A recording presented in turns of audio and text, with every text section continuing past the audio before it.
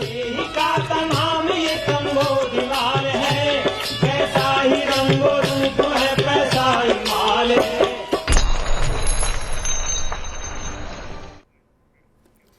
नमस्कार, मैं हूं शुभम शंकर। आप देख रहे हैं मनी 9। स्वागत है आपका मनी सेंट्रल में। आज का मनी सेंट्रल आप मान लीजिए जीडीपी सेंट्रल है। जीडीपी के आंकड़े कल आए, कुछ खुशी दिखी, कुछ गम दिखा, लेकिन आंकड़ों के भीतर बहुत कुछ छिपा है।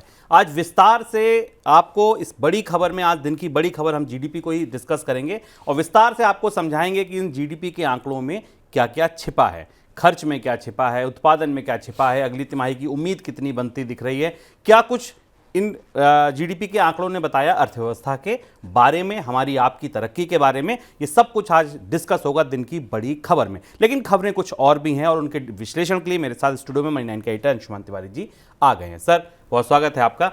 चर्चा शुरू करते हैं, लेकिन उससे पहले आपको बता दें आज कौन सी और बड़ी खबरें जीडीपी के अलावा हमारे शो का हिस्सा होंगी। शुरुआत दवा कंपनियों की एक खबर के साथ करेंगे। दवा कंपनियों में चल रहा कौन सा खतरनाक खेल? जी हां, जांच में पता चला कि दवा कंपनियां कुछ ऐसा कर रही थी जो नहीं करना चाहिए। यह मुद्दा इसलिए ज्यादा संवेदनशील हो जाता है क्योंकि दवा हम आप सब इस्तेमाल करते हैं। दवा कंपनियां कुछ गड़बड़ करती हैं तो ये पूरे देश के साथ गड़बड़ हो रही है। क्या गड़बड़ है ये जानेंगे। ओपेक प्लस की बैठक से क्या निकला? एक चीज तो आपको पता चल गई होगी, कच्चे तेल की कीमतों में फिसलन आई, गिरावट आई ओपेक प्लस की बैठक के बाद। लेकिन इस बैठक में क्या क्या निकला ये जानेंगे आज हम डिटेल में मनी सेंटर में।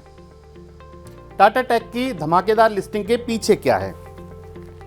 टाटा टेक की धमाकेदार लिस्टिंग हुई, 500 रुपए का शेयर 1400 रुपए तक पहुंच गया पहले ही दिन। लेकिन बाजार में कुछ चर्चा और भी है और आज खास दिन इसलिए भी है क्योंकि शेयर बाजार भी अपने नई ऊंचाई पर खड़े हैं। तो क्या इस टाटा टेक की लिस्टिंग के पीछे है, बाजार में है, ये जानेंगे।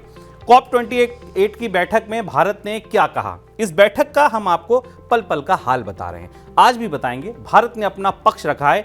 जो पक्ष रखा है ये दरअसल उस पूरी बैठक का जो एजेंडा था उसको ही घुमा देने वाला है, टेबल को पूरा घुमा देने वाला है। क्या कहा, क्या उसका मतलब है, क्या उसके मायने हैं, ये सब कुछ आज समझेंगे आप मनी सेंट्रल में। और इसके बाद चर्चा होगी दिन की सबसे बड़ी खबर, जीडीपी पर कितनी खुशी कितना गम जीडीपी के आंकड़ों में, ये आपको बताएंगे। कल से आपने ज्यादातर खबरें ऐसे सुनी होंगी कि बढ़िया आंकड़े आए, अच्छे आंकड़े आए, लेकिन इन पर ताली बजाने के बाद अब आप सुनिएगा कि इनकी हकीकत क्या है। और एक और खबर होगी कि जीडीपी के लिए अगली तिमाही कैसे रहेगी। इस तिमाही के नंबर का तो विश्लेषण होगा ही होगा, अगली तिमाही का अनुमान भी हम आपको देकर जाएंगे कि अगली तिमाही के लिए अब उंगलियों पर कौन से नंबर गिने जा रहे हैं, कौन से आंकड़े लिखे पढ़े जा रहे हैं। ये तमाम खबरें होंगी। देखिए मनी सेंट्रल का म्यार देखिए कितना बड़ा है कि एक तरफ दवा कंपनी, दूसरी तरफ जीडीपी और तीसरी तरफ आपको कॉर्पोरेट की भी हर बड़ी खबर मिलती है। इसीलिए हम बोलते हैं दिन का सबसे बड़ा शो, प्राइम टाइम शो है मनी 9 का। शुरुआत दवा कंपनियों की खबर के साथ। भारत दवा कंपनियों पर ड्रग रेगुलेटर सीडीएससीओ की जांच में पता चला है कि इंडस्ट्रियल ग्रेड के केमिकल का इस्तेमाल कर रही हैं, जबकि नियमों के मुताबिक दवा बनाने में सिर्फ फार्मा ग्रेड के केमिकल का ही इस्तेमाल हो सकता है। कई मामलों में ऐसे लोगों से केमिकल की सप्लाई ली जा रही है जिनके पास सप्लाई का लाइसेंस ही नहीं है। सर, ये तो खतरनाक खबर है। अब ये सबसे खतरनाक खबर है, इसलिए हमने जीडीपी के आंकड़ों से ऊपर भी इस खबर को शामिल किया और रखा। हालांकि जीडीपी के आंकड़े आज काफ़ी महत्वपूर्ण और काफ़ी ज़रूरी सूचनाओं के साथ निकल कर आए।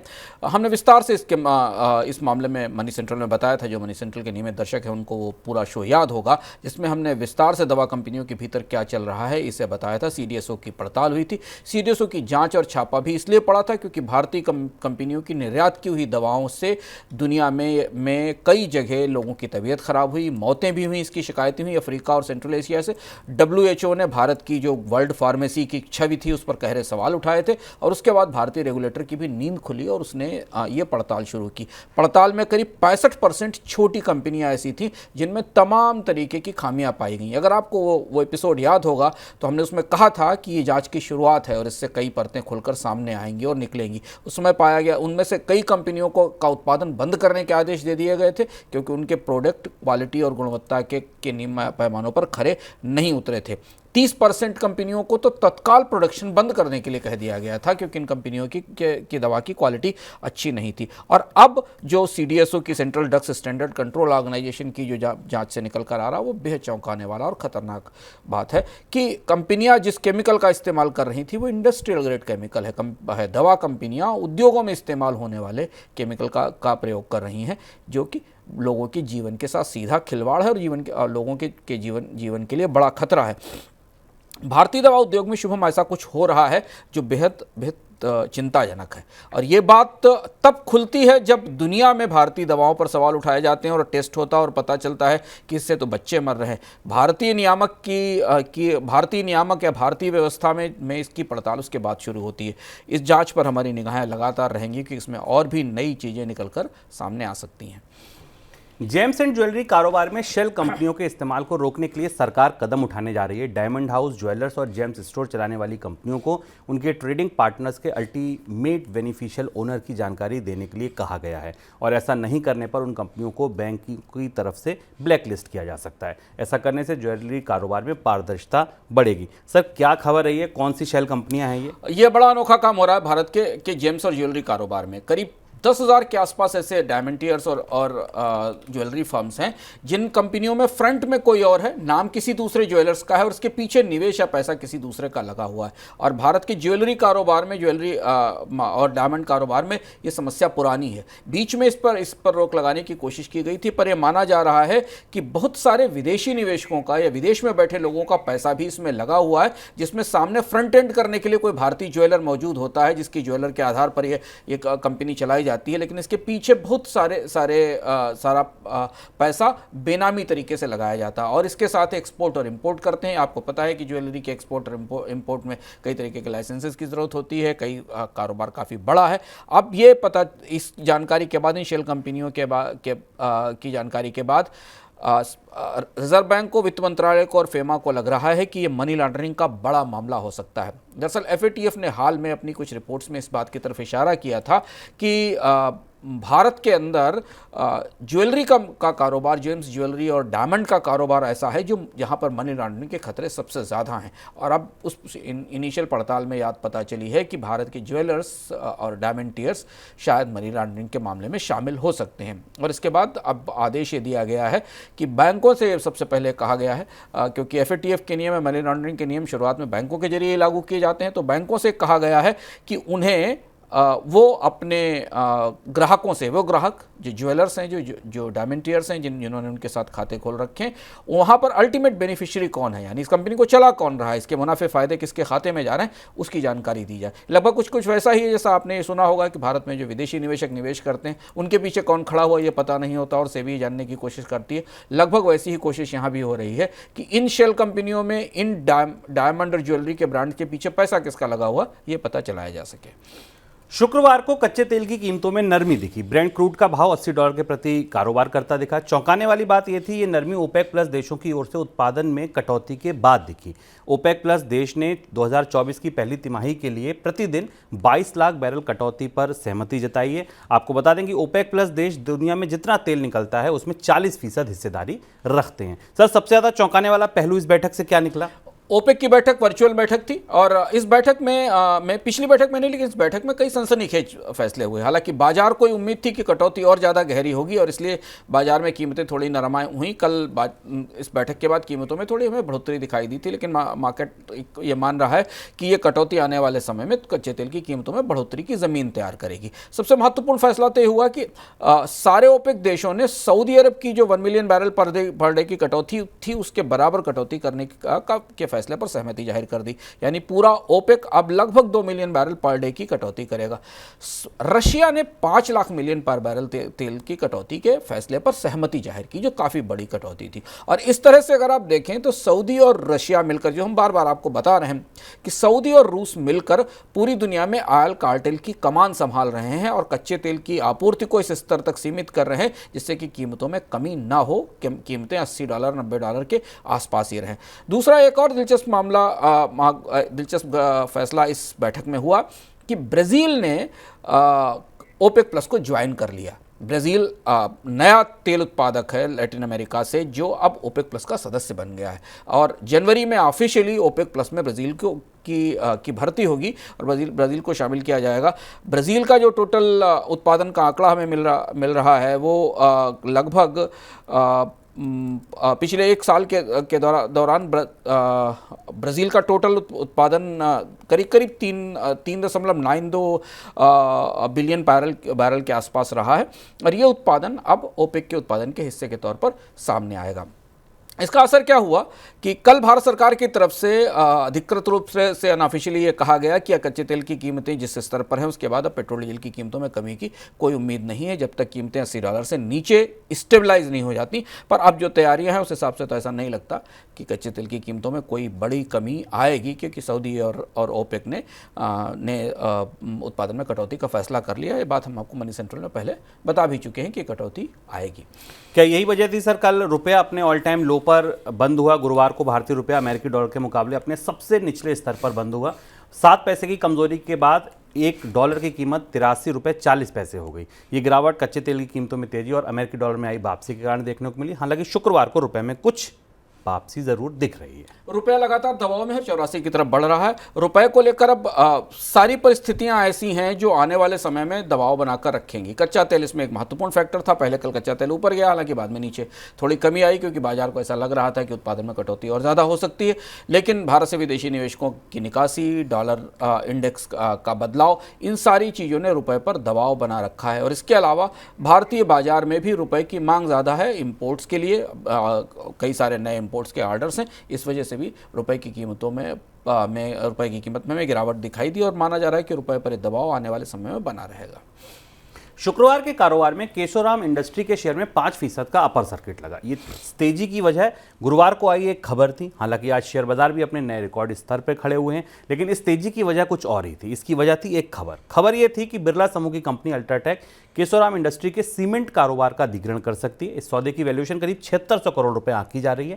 केशोराम इंडस्ट्री के शेयर में बीते 5 कारोबारी दिनों से तेजी बनी हुई है। शेयर का भाव करीब 146 रुपए प्रति शेयर के करीब था। सर, शेयरों को थोड़ी देर से छोड़ देते हैं। इस डील को अगर हम समझें कि अल्ट्राटेक अब एक और कंपनी का अधिग्रहण करने जा रही है, सीमेंट कारोबार, सीमेंट की कीमतों के लिहाज से यह खबर कितनी महत्वपूर्ण है? सीमेंट कारोबार की नज़रिए से देखें तो टेकओवर हमने इससे पहले अडानी और अंबुजा होलसेल वाला सीमेंट का टेकओवर देखा था और उसके बाद अब एक और बड़ा टेकओवर देखा है। करीब 7600 करोड़ की डील है। सीमेंट कारोबार में दो बड़ी चुनौतियां अब दिख रही हैं। एक तरफ भारत के रेगुलेटर लगातार इस बात को पकड़ने की कोशिश कर रहे हैं कि सीमेंट में कार्टेलाइजेशन दिख रहा है। हमने आपको बताया भी था कि इससे पहले भी कार्टेल बने थे 10 साल पहले, तो उन पर जुर्माना लगा गया था। फिर नया मामला कार्टेल्स का कंपटीशन कमीशन के पास पहुंचा है। कार्टेल वो हैं कि सीमेंट कंपनियां मिलकर कीमतें बढ़ाती हैं अलग अलग क्षेत्रों में और उन कीमतों में से एक किस्म की कीमतों का उपभोक्ताओं को उपलब्ध कराई जाती है। बाजार में प्रतिस्पर्धा नहीं होती। अब वापस रिवर्स देखें तो सीमेंट कंपनियों की संख्या ही कम होती चली जा रही है।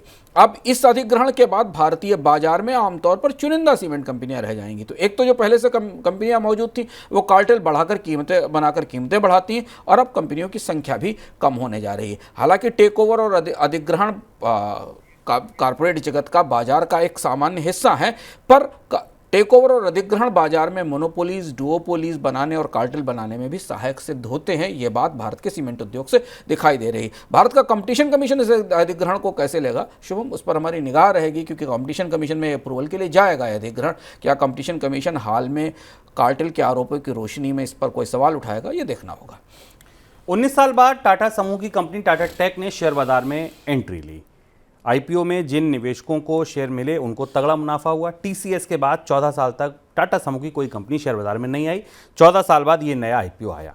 कंपनी का आईपीओ जिसे मिला उसकी बल्ले बल्ले हो गई। कंपनी का आईपीओ 69 गुना सब्सक्राइब हुआ।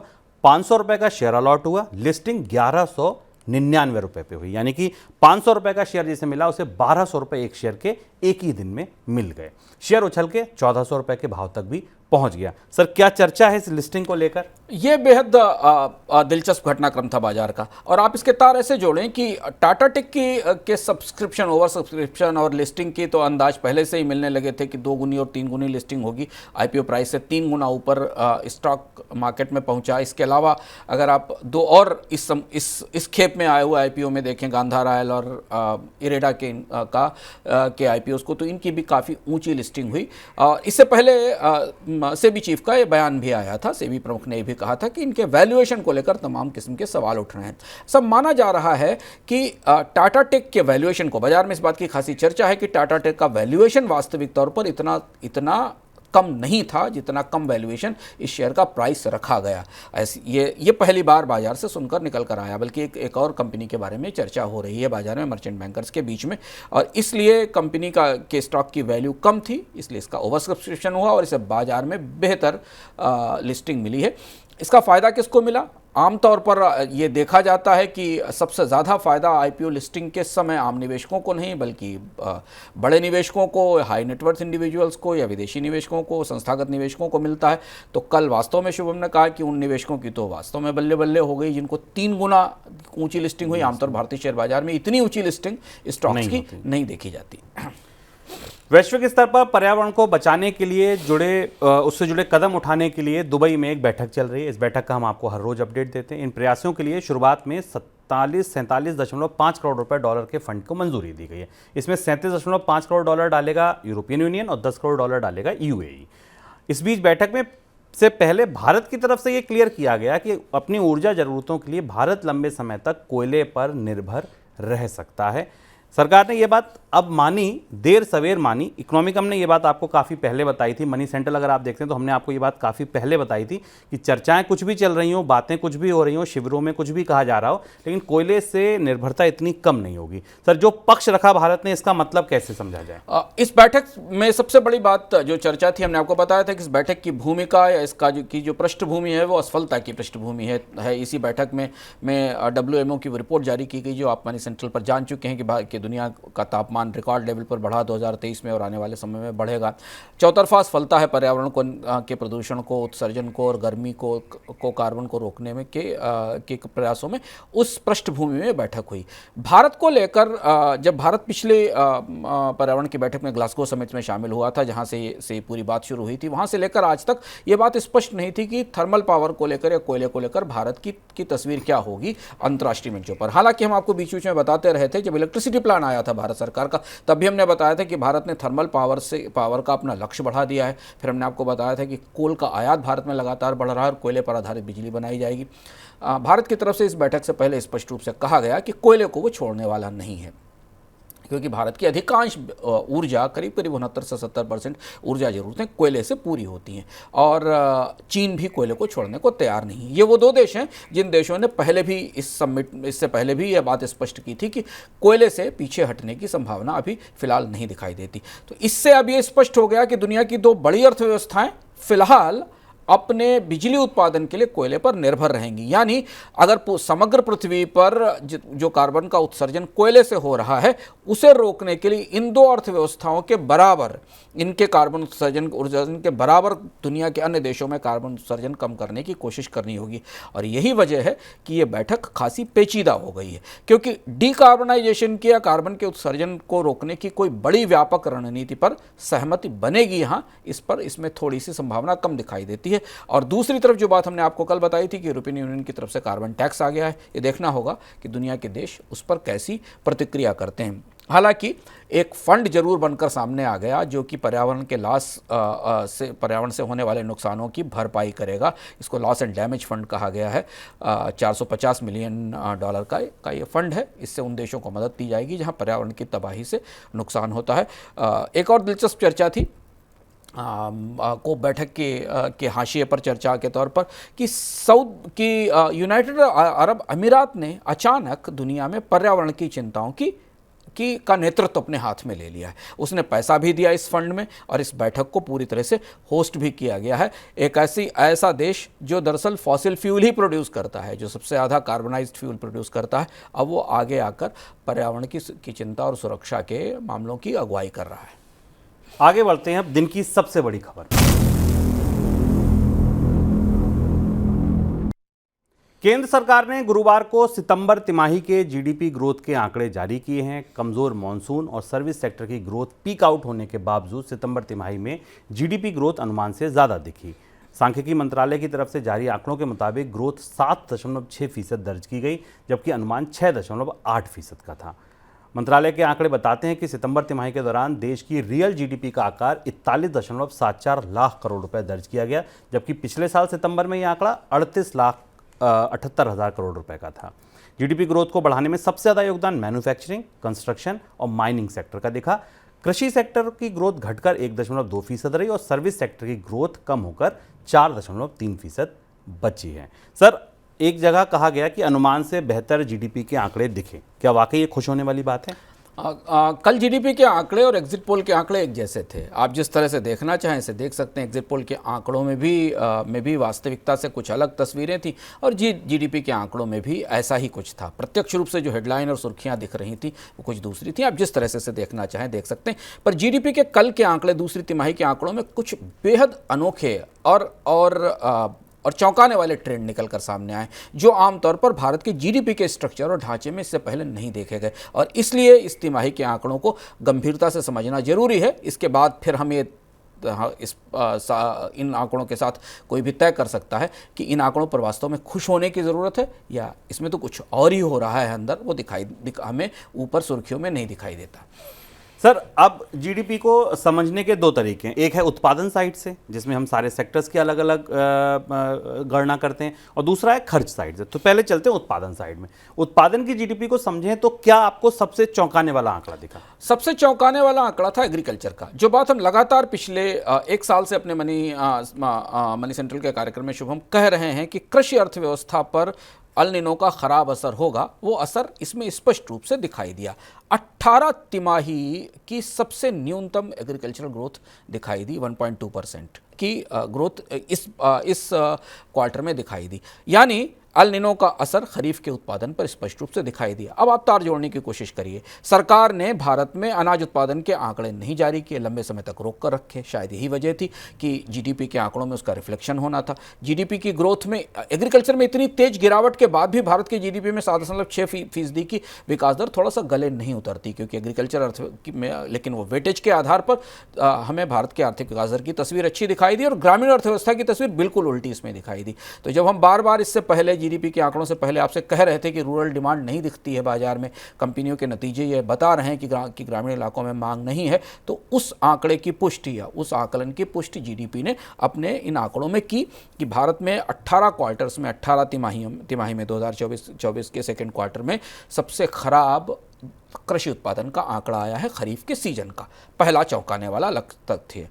दूसरा चौंकाने वाला तथ्य है कि भारत में सर्विसेज सेक्टर जो सबसे ज़्यादा रोजगार देता है, जिसने पिछले मुश्किल के दिनों में पिछले 2 सालों में भारत के जीडीपी को सपोर्ट किया, उसमें हमें तेज गिरावट दिखाई दी। 4.3% की गिरावट दिखाई दी। यह भी एक चौंकाने वाला आंकड़ा है, क्योंकि सर्विसेज सेक्टर में जब हम दूसरी तरफ आंकड़े देखते हैं तो भारत में होटल, टूरिज्म, ट्रैवल, ये सारी चीज़ें बढ़ती दिखाई दे रही थी।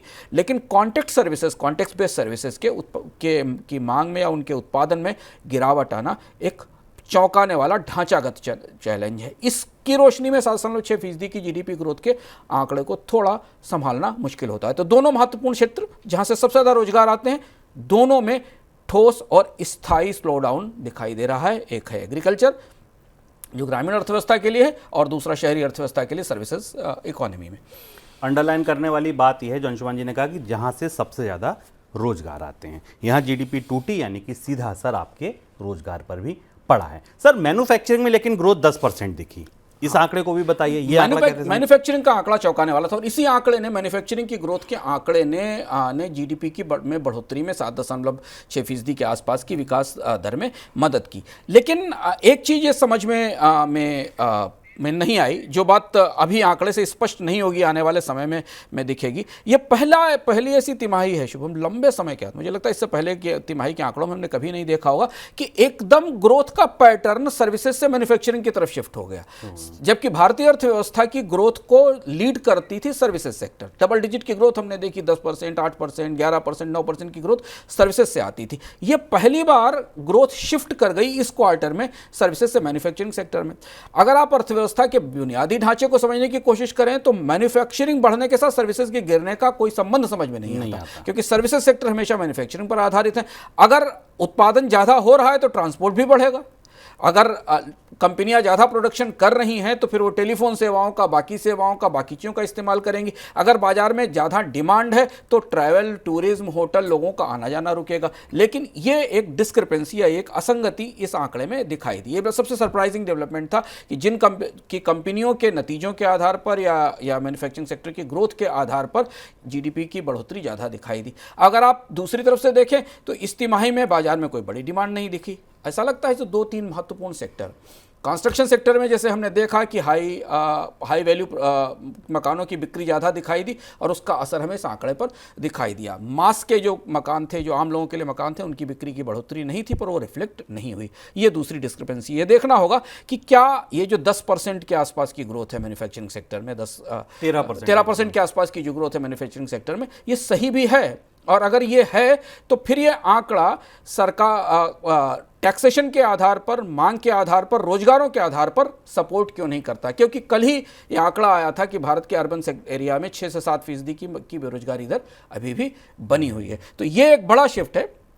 इसे अगली तिमाही में हमें देखना पड़ेगा कि क्या मैन्युफैक्चरिंग सेक्टर में इतनी तेज डिमांड है, और अगर ऐसा है तो फिर अर्थव्यवस्था में बाकी कारकों पर इसका असर क्यों नहीं दिख रहा है। अब चलते हैं दूसरी साइड, उत्पादन साइड से तो बात समझ में आ गई, मैन्युफैक्चरिंग, एग्रीकल्चर और सर्विसेज। अब चलते हैं खर्च की साइड से। सर, खर्च के आंकड़े क्या बता रहे हैं? वो कहाँ बड़ा खर्च?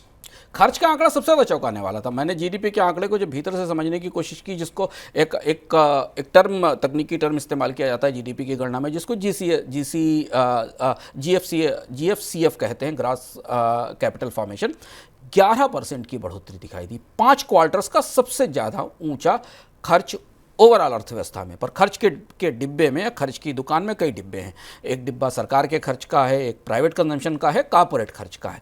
पर ये जो 11% की बढ़ोतरी है, वो अधिकांश बढ़ोतरी सरकार के खर्च के तौर पर आई। यानी ऐसा ये आंकड़ा ये साबित करने की कोशिश कर रहा है, स्थापित करने की कोशिश कर रहा है कि जिस तिमाही में भारत का जीडीपी 7.6% था, उसमें अधिकांश बढ़ोतरी सरकार के खर्च के तौर पर आई। अब आप सोचिए, इस आंकड़े में भी कहीं ना कहीं मुझे कुछ असंगति सी नजर आती, क्योंकि अभी फिस्कल डेफिसिट के जो आंकड़े आए उसमें यह पता चल रहा है कि सरकार के कैपेक्स में कमी हो रही है। रोड सेक्टर के बारे में सूचना आपको लगातार दे रहे हैं कि रोड सेक्टर में परियोजनाएं पिछड़ी हुई हैं। अभी रेलवेज में भी उतना बड़ा निवेश नहीं हुआ है। तो लेकिन फिर भी जीडीपी के बेस के आधार पर जो एक सेक्टर था जहां से खर्च बढ़ता दिखाई दिया, वो सरकार का कैपेक्स था। सरकार के कैपिटल एक्सपेंडिचर में बढ़ोतरी थी जिसने इसे सपोर्ट दिया। लेकिन दूसरी और चीज़ें ज़्यादा बड़ी चिंताजनक है। कॉर्पोरेट कैपेक्स में कोई बढ़ोतरी नहीं दिखाई दी, होनी भी नहीं थी। आप ये सोचिए कि अगर 10% के आसपास, 13% के आसपास की मैन्युफैक्चरिंग ग्रोथ है तो कंपनियों ने निवेश क्यों नहीं किया? क्योंकि बाजार में डिमांड शायद नहीं थी। ये भी आंकड़ा एक दूसरे से थोड़ा असंगतिपूर्ण लगता है। तो कंपनियों की तरफ से नया निवेश नहीं आया। कर्ज ऊंचे होने के कारण कंपनियों के मुनाफों का विश्लेषण जब हमने मनी सेंट्रल में किया तो हमने आपको बताया था कि कंपनियों के मुनाफों पर भी, खासतौर से वॉल्यूम साइड से भी दबाव दिखाई दे रहा है। और कंपनियां अपने कर्ज की लागत कम करने की कोशिश कर रही हैं और कैपेसिटीज ज़्यादा है, इसलिए उन्होंने कोई बड़ा निवेश नहीं किया। तो इस आंकड़े में कॉर्पोरेट कैपेक्स में या कंपनियों के कैपेक्स में कोई बढ़ोतरी नहीं दिखाई दी। और तीसरा जो सबसे चिंताजनक और महत्वपूर्ण बात इस आंकड़े से दिखाई देती, वो दिखाई देती है कि भारत में ज़्यादातर जो ग्रोथ है, जो भारत के प्राइवेट कंजम्पशन की ग्रोथ थी, वो बिल्कुल फ्लैट रही। उसमें कोई बढ़ोतरी नहीं दिखाई दी। जिसको प्राइवेट कंजम्पशन एक्सपेंडिचर है, वो आंकड़े में केवल 3.1% ईयर ऑन ईयर बेसिस पर दूसरे क्वार्टर में बढ़ा है। यानी आम लोगों की खपत और खर्च में कोई बढ़ोतरी नहीं हुई। पर इस आंकड़े को और भीतर से खोल कर देखें, हम बराबर आपको बता रहे हैं, आपके लिए नई बात नहीं है कि भारत में आम लोगों का खर्च और खपत नहीं बढ़ रहा है, डिमांड नहीं दिख रही है। ये बात हमने दिवाली के आसपास भी तमाम कंपनियों के नतीजों के आधार पर आपको बताई थी। एक महत्वपूर्ण चीज़ इस आंकड़े में दिखाई दी कि ज़्यादातर डिमांड, इस आंकड़े को खोलकर देखने पर दिखाई दिया कि ज़्यादातर डिमांड अर्बन एरिया के हायर क्लास के बीच से निकल कर आई। ज़्यादातर मांग उन्हीं चीज़ों की थी जो लग्जरी और प्रीमियम सामानों की थी। यानी भारत के प्राइवेट कंजम्पशन एक्सपेंडिचर में जो नोटोरियस के शेप रिकवरी है, वो अब जमकर बैठ गई दिखाई देती है खर्च की साइड से। और यही वजह है कि भारत में गुड्स और सर्विसेज के इंपोर्ट्स में भी बहुत तेज बढ़ोतरी हुई। उन चीज़ों के इंपोर्ट्स ज़्यादा बढ़े हैं जो लग्जरी या प्रीमियम लेवल पर लोग इस्तेमाल करते हैं। भारत का इंपोर्ट इस तिमाही के दौरान, गुड्स और सर्विसेज का इंपोर्ट 4 तिमाही की ऊंचाई पर दर्ज हुआ है। अगली तिमाही पर हम अनुमान की बात करें उससे पहले आपको बता दें फिजिकल डेफिसिट का भी आंकड़ा आया था। सरकार की तरफ से कैपिटल और रेवेन्यू खर्च में कमी और टैक्स कलेक्शन में हुई बढ़ोतरी का असर सरकार के वित्तीय घाटे पर पड़ा है। पूरे वित्त वर्ष 23-24 के लिए सरकार ने जितने वित्तीय घाटे का लक्ष्य निर्धारित किया था, अक्टूबर तक वह लक्ष्य 45% तक पहुंचा है। हालांकि पिछले साल से तुलना की जाए तो इस साल वित्तीय घाटा बढ़ा है। इस साल अप्रैल से अक्टूबर के दौरान सरकार का वित्तीय घाटा 8 लाख करोड़ रुपए हो गया है। 8 लाख से भी ज़्यादा, 8.04 लाख करोड़ रुपए हो गया है, जो पिछले साल इस दौरान 7,02,000 करोड़ के आसपास था। इस साल पूरे वित्त वर्ष के लिए सरकार ने 17.87 लाख करोड़ रुपए के वित्तीय घाटे का लक्ष्य रखा है। 17.87 लाख करोड़ का वित्तीय घाटे का मतलब सिंपल समझना है अगर आपको, तो इतना पैसा सरकार कर्ज लेगी हमसे, आपसे, बॉन्ड के जरिए बैंकों से। सर, अब बात हुई अगली तिमाही की। अगली तिमाही आपको कैसी दिख रही है? जैसे हमने बताया शुभम कि 3 बड़े संकेत इस 7.6% की सो कॉल्ड शानदार ग्रोथ के आंकड़े से पकड़ कर देखिए और इसके बाद उसे लेकर आगे चलिए, क्योंकि अर्थव्यवस्था तो एक गतिमान चक्र है। हर 3 महीने में, 4 महीने में परिस्थितियां बदलती हैं। त्योहारी सीजन बीत चुका, त्योहारी सीजन का कुछ हिस्सा हमें अगली तिमाही के आंकड़ों में दिखाई देगा। 3 महत्वपूर्ण चीज़ें पकड़ कर चलें और उसके आधार पर हम देखें कि अगली तिमाही भारत के लिए कैसी रहने वाली है। एग्रीकल्चर की ग्रोथ में 18 क्वार्टर की सबसे तेज गिरावट। खरीफ सबसे अच्छा सीजन होता, उस सीजन का असर हमें दिखाई दे रहा है। रबी के सीजन पर अल नीनो का साया है। क्या अगली तिमाही में एग्रीकल्चर की ग्रोथ रेट रिबाउंड करेगी? और अगर रिबाउंड करेगी तब आप अगली तिमाही में भारत के आर्थिक विकास दर को थोड़ा मजबूत होते देख सकते हैं। और लेकिन अगर ये विकास दर 1.2 या 2% के आसपास रही, औसतन 3% की आर्थिक विकास दर भारत की में कृषि की रहती है। और अगर एग्रीकल्चर सेक्टर से ये इतने खराब नतीजे आ रहे हैं ग्रोथ के, तो रूरल डिस्ट्रेस और आने वाले समय में बढ़ने की संभावना है। यहाँ आप राजनीतिक चश्मा लगाकर देख लीजिए कि देश चुनाव की तरफ जा रहा है। ग्रामीण इलाकों में परिस्थितियाँ ज़्यादा जटिल हैं, इसके बारे में ये बात सरकार भी स्वीकार कर रही, और अब ये जीडीपी के या मैक्रो इकोनॉमी के आंकड़े भी बता रहे हैं, पहली चीज़। दूसरा, सर्विसेज सेक्टर में, खासतौर से कॉन्ट्रैक्ट सर्विसेज में, होटल, ट्रांसपोर्ट, इनमें अगर गिरावट दिख रही है तो क्या ये स्ट्रक्चरल तो नहीं है, ढांचागत तो नहीं है, यह तात्कालिक तौर पर तो पर है, तो हमें अगली तिमाही में इसमें थोड़ी रिकवरी दिखाई पड़ेगी। और अगर नहीं दिखाई देती है तो रोजगार का जो दूसरा इंजन है वो धीमा पड़ रहा है। और जैसा जो शब्द शुभम ने शुरुआत में बताया कि सर्विसेज सेक्टर की ग्रोथ अगर पीक आउट हो रही है, तो फिर भारत में जहाँ से सबसे ज़्यादा रोजगार आ रहे थे और रोजगारों की ग्रोथ भी पीक आउट होना शुरू हो गई है। दूसरी चीज़, तीसरा महत्वपूर्ण हिस्सा जो लगातार भारत की जीडीपी की या भारत कोविड के बाद से भारत की अर्थव्यवस्था की सबसे बड़ी चुनौती बना हुआ है, वो लोगों की खपत खर्च है। उसमें कोई बढ़ोतरी नहीं होती दिखाई दे रही। और अब रूरल डिस्ट्रेस, सर्विस सेक्टर की ग्रोथ के गिरने के बीच में इस खर्च में आने वाले समय में और कमी आएगी। तो अगर कुल मिलाकर तस्वीर देखें तो भारत सरकार की तरफ से या सरकार के तरफ से आकलन दिए गए कि भारत की आर्थिक विकास दर इस साल 6.5% रहेगी। कुछ आकलन 6.3-6.4% के हैं। ज़्यादा दारोमदार इस बात पर होगा कि एग्रीकल्चर सेक्टर कैसे वापसी करता है। अगर एग्रीकल्चर सेक्टर में थोड़ी सी वापसी दिखाई देगी तो शायद भारत की आर्थिक विकास दर अगली तिमाही में 6.5-7% के आसपास, एवरेज उसके आसपास सेटल होगी। पर 6.3 से 6.5% के आंकड़े अभी फिलहाल पूरे साल के ग्रोथ के प्रोजेक्शंस हमें मिल रहे हैं। एक और खबर, रिसाइकल टेक्सटाइल इंडस्ट्री की ग्रोथ का पता करने के लिए सरकार की तरफ से जल्द रिसाइकल टेक्सटाइल के एक्सपोर्ट और इंपोर्ट का रिकॉर्ड रखा जाएगा। इस प्रैक्टिस के जरिए सरकार पता करना चाहती है कि रिसाइकल टेक्सटाइल में कितना कारोबार हो रहा है। इसके लिए कपड़ा मंत्रालय की तरफ से अलग से ट्रेड कोड भी तैयार किए गए। सर, क्या खबर है ये? कौन सा सर्कुलर ट्रेड, कौन सा कारोबार? ये बड़ा अनोखा कारोबार है। सर्दी के दिनों में यदि आप किसी भी बड़े शहर में हों तो पटरी पर आपको बहुत सारे कपड़े मिलते दिखाई दे जाते हैं। इनका एक बड़ा बाजार है पूरे देश के अंदर, जो लगभग हर शहर में मिलता है, जहाँ अलग अलग देशों से आने वाले कपड़े, वो जो इस्तेमाल हुए कपड़े नहीं होते हैं, आमतौर पर ईमान तक इस्तेमाल किए होते हैं पर नहीं होते, वो कपड़े होते हैं जिनका उत्पादन हो चुका होता है, ट्रेंड से बाहर हो चुके होते हैं, उनकी बिक्री शुरू होती है। इसे हम सर्कुलर रिसाइकल्ड कपड़ों की इकोनॉमी कहते हैं। और ये एक बहुत बड़ा ट्रेड है जो एक देश में बने हुए कपड़ों को दूसरे देश में ले जाया जाता है और फिर वहाँ से पैक करके तीसरी तरफ ले जाया जाता है। ये सर्कुलर टेक्सटाइल इकोनॉमी है। भारत इसका एक बड़ा हब और गढ़ बन चुका है। भारत सरकार को देर से ये बात पता चली कि दुनिया के अन्य देशों में जो कपड़ों का उत्पादन सरप्लस हो जाता है या जो वेस्टेज हो जाता है या जो स्टोर से वापस आ जाता है, जिसकी बिक्री नहीं होती, वो इस रास्ते से भारत आता है और भारत से अन्य देशों में भी जाता है। और अब भारत में इसका एक बड़ा संगठित सा कारोबार बन चुका है जिसमें तमाम इंपोर्टर्स इन कपड़ों का एक्सपोर्ट करते हैं, कुछ घरेलू बाजार में बेचते हैं, कुछ भारत से अन्य देशों को एक्सपोर्ट भी कर देते हैं। तो अब टेक्सटाइल मिनिस्ट्री ने भारत में पहली बार एक सेपरेट टैरिफ कोड बनाने की तैयारी शुरू की है। इस तरीके के रिसाइकल्ड कपड़ों के लिए एक नया टैरिफ कोड आएगा, जिसके तहत एक नया HSN नंबर दिया जाएगा। HSN नंबर आमतौर पर इंपोर्ट के कोड के लिए निर्धारित किया जाता है और इसके जरिए यह तय किया जाएगा कि भारत के बाजार में इनका कारोबार कैसे किया जाए। जो आंकड़े मिल रहे हैं वो चौंकाने वाले हैं। 2022-23 के दौरान भारत ने इस्तेमाल किए हुए पुराने और स्टोर से और फैक्ट्री से सरप्लस सामानों का करीब $134 मिलियन के आसपास का निर्यात किया। 134.7 मिलियन के कपड़ों का निर्यात किया और $381 मिलियन का इंपोर्ट किया। यानी इतना कपड़ा इंपोर्ट करके मंगाया गया भारत में और इसका इस्तेमाल भारत में हुआ, बेचा गया। खासतौर से इसमें अधिकांश कपड़े का इंपोर्ट शुभम बांग्लादेश से हुआ, क्योंकि बांग्लादेश हमारे भारत के आसपास इस क्षेत्र की सबसे बड़ी टेक्सटाइल हब या फैक्ट्री है। तो ये जो सर्कुलर टेक्सटाइल इकोनॉमी है, इस पर अब सख्ती की जाएगी। आगे बढ़ते हैं मनी सेंट्रल झटपट की ओर।